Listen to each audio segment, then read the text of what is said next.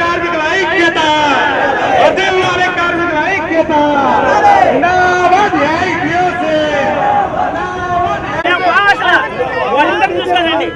వాళ్ళిద్దరిని చూసుకోవాలండి.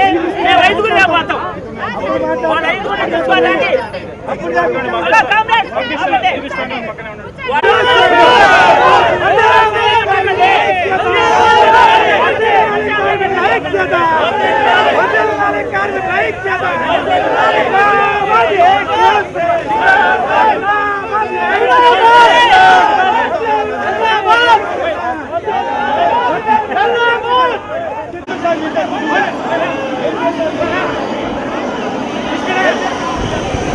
మీరు గందరగోళం సృష్టిస్తున్నారు.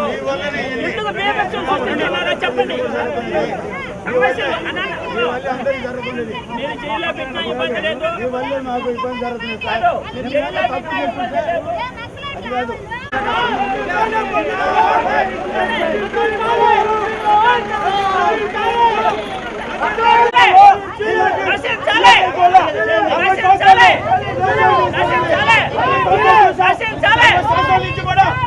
రౌడీ ఎప్పుడు చూడలే.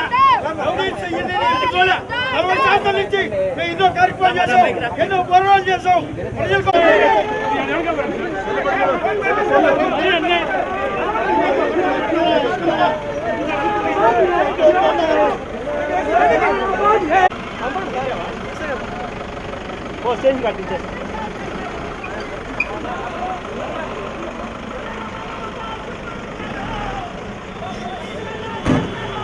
పోలీసు చూడు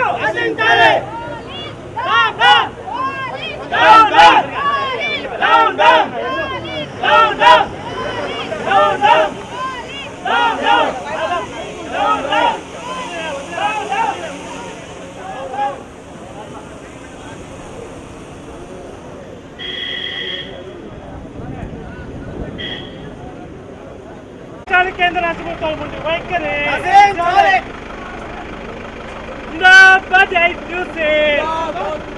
నేడు ఏఐటీసీ రాష్ట్ర వ్యాప్తంగా అన్ని జిల్లా కేంద్రాలలో కలెక్టరేట్ల ఎదుట ఆందోళన కార్యక్రమాలు పిలుపునిచ్చాం.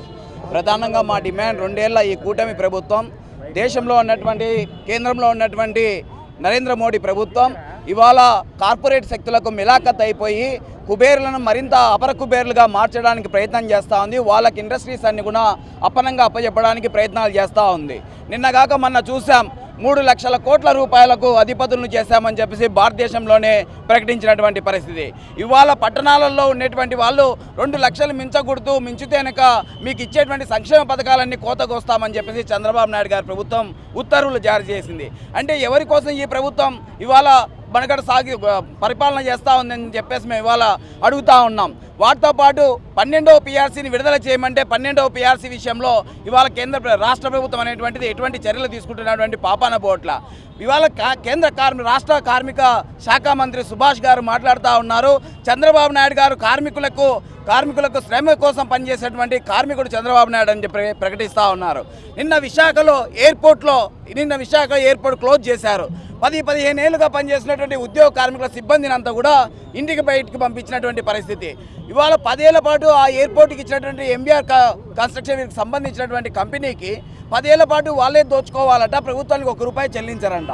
10 ఏళ్ల తర్వాత ఒక్కో ప్యాసింజర్కు చెకింగ్ జరిగే సాట వచ్చేటువంటి దాంతో ₹310 ఇస్తామని చెప్పేసి అంటా ఉన్నారు.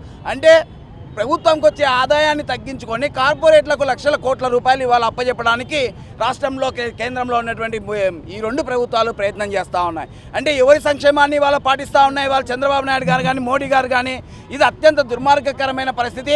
ఇండస్ట్రియల్స్ రావాలని చెప్పి మనం ఒకవైపు పోరాడుతూ ఉంటే ఇవాళ ఇదే నెల్లూరు ప్రాంతంలో ఇథైనల్ కంపెనీ రావడానికి ఇవాళ ప్రకటిస్తూ ఉన్నారు. ఇథైనల్ ఇప్పటికి ఉన్నటువంటి 2 కంపెనీలకు సంబంధించినటువంటివి ఇవాళ చుట్టుపక్కల ఉన్నటువంటి గ్రామాలన్నీ కూడా కలుషితం అయిపోయినటువంటి పరిస్థితి, చేపలన్నీ కూడా చనిపోతున్నటువంటి పరిస్థితి ఇవాళ కనబడతా ఉంది. బయోగ్యాస్ తీసుకొని వచ్చేసి దానికి అనుమతి పొందుతూ ఉన్నారు. అంటే ఇవాళ ఆధికం ఉండేటువంటి వాటి మీద ప్రయత్నం చేస్తూ ఉన్నారు తప్ప ఎక్కడ ఏ ఒక్కరికి వర్గానికి కూడా న్యాయం చేసేటువంటి దశలలో ఇవాళ ప్రభుత్వం లేదు. 6 డిఏలు కానీ 2 డిఏలు ఇచ్చేసి ఇవాళ 2 ఏళ్ళుగా మిన్నుకున్నటువంటి ఈ ప్రభుత్వంకి పైన పోరుకు ఏఐటీసీ సిద్ధమైంది. అందులో భాగంగానే ఇవాళ కలెక్టరేట్లో ఎదుట ఆందోళన కార్యక్రమం చేపడతా ఉన్నాం. 60 నుంచి 62 ఏళ్లకు ఈ అవుట్సోర్సింగ్ కార్మికులకు వయో పరిమితి పెంచండి అయ్యా, పదవీ విరమణకు సంబంధించినటువంటిది అంటే ఇవాళ రాష్ట్ర ప్రభుత్వం పట్టించుకున్నటువంటి దాఖలాలు లేవు. కానీ ఈ ప్రభుత్వం మటుకు 70 ఏళ్ళు వచ్చినా కానీ మంత్రులుగా ముఖ్యమంత్రులుగా కొనసాగడానికి వీళ్ళు ఈ చలామణి అవుతా ఉన్నారు. దీన్ని మేము తీవ్రంగా వ్యతిరేకిస్తా ఇవాళ ఆందోళన కార్యక్రమం నిర్వహిస్తూ ఉన్నాం.